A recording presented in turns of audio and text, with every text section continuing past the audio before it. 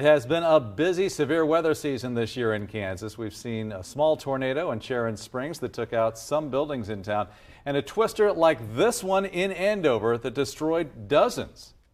Tonight, KAKE's Annette Lawless shows us how one of the biggest tragedies in state history inspired change that continues to keep us safe today.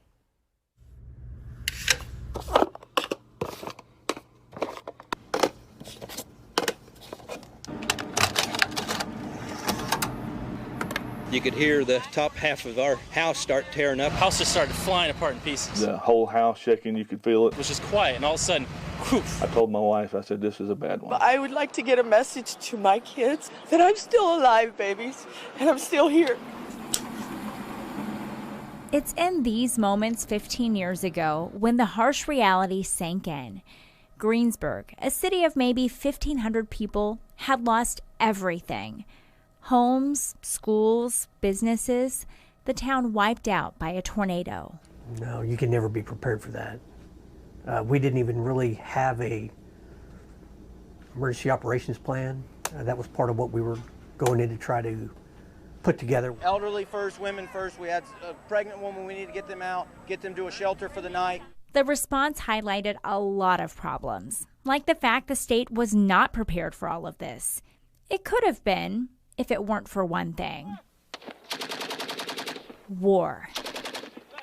The war in Iraq took away too many resources, including from Kansas. About half the boots on the ground in 2007 and 2008 were coming out of National Guard.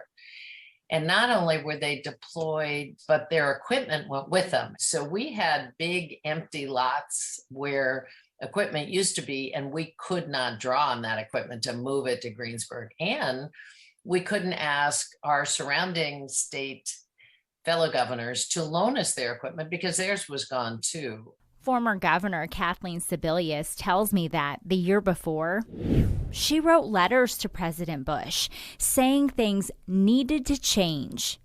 They never did. We sort of put this in writing. We told you this might happen, and we really need you to ramp up these supplies because we don't have the stuff we need.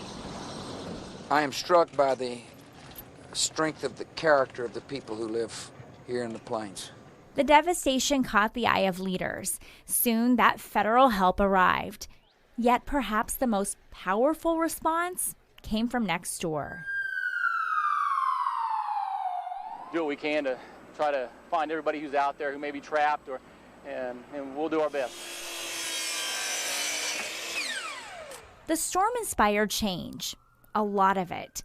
Today, Wichita's Special Ops Unit is training for rescues, the same ones that saved lives in 2007. Size up a building and properly shore it up in order to get inside and do any type of rescue operations.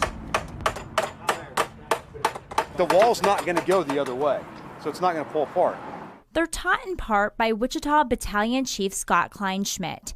He was there to help Greensburg, something he says was pretty rare. Back then, Wichita crews typically stayed here in the county. But there were talks of a program, streamlining tools and manpower statewide. What was born out of Greensburg is here we are 15 years later, and we have a very robust rescue program throughout the state. After a storm had wiped out everything, they have built a foundation, bringing communities together, keeping Kansans safe. You don't want to see anything bad happen to anybody, but bad things are going to happen. You just want to be able to go and help those people with all the experience and the equipment and the things that you've done throughout your career. In Greensburg, Annette Lawless, KAKE News. And tonight at 6:30, join us for a commercial-free documentary. We hear from the people who survived the Greensburg tornado. We also listen to audio from first responders, and we hear a message of hope. Again, that's at 6:30 on KAKE and on the KAKE Plus app.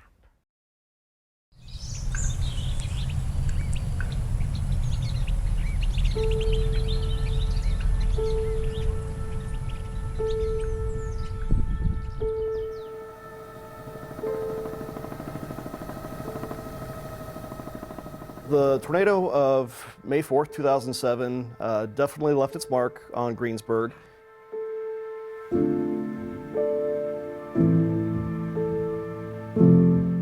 My name is Matt Christensen. I'm mayor of Greensburg and have been mayor for about 4 years. It changed the town forever, for sure, as it destroyed the vast majority of homes and businesses and infrastructure here in the city. It's always numbing to see that kind of level of destruction.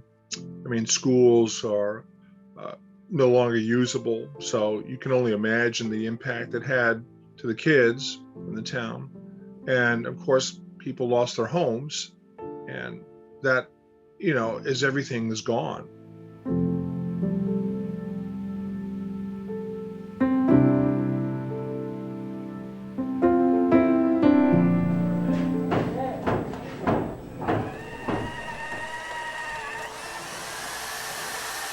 A year after Greensburg, I went back to Greensburg and I wanted to see how was the rebuilding process going. And it was a little slower than I expected because they went ahead and elected the green theme. So after the storm, we got new water system, new electrical, new streets, and that has benefited of us in hindsight. It's kind of a silver lining because a lot of smaller towns have aging infrastructure that's challenging to maintain, whereas we're in much better position.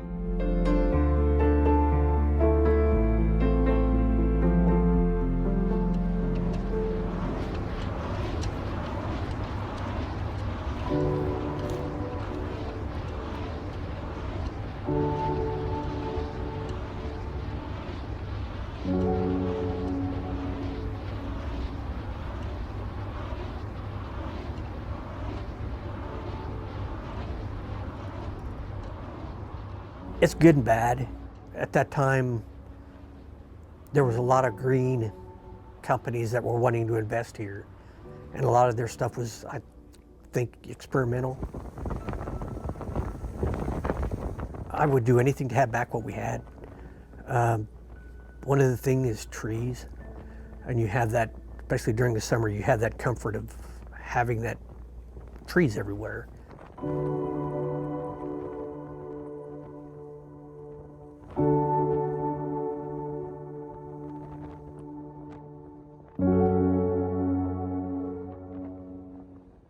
And now we don't have trees. We have, I don't know if it's even half the houses we had prior to the tornado. I don't think we have even half. Our population's down. Greensburg's greatest challenges now are not at all related to the storm. It's related to just the economic challenges that small towns face all over the country. Just the demographic trends for decades and decades and decades have been towards more urbanization. Small towns have been getting smaller, larger cities have been getting bigger, and it's just trying to foster economic development and opportunity in rural America is our biggest challenges now. I miss the older folks that used to be here. That sort of thing. It's different. It's like it's of course a new Greensburg, but I miss the old one a lot.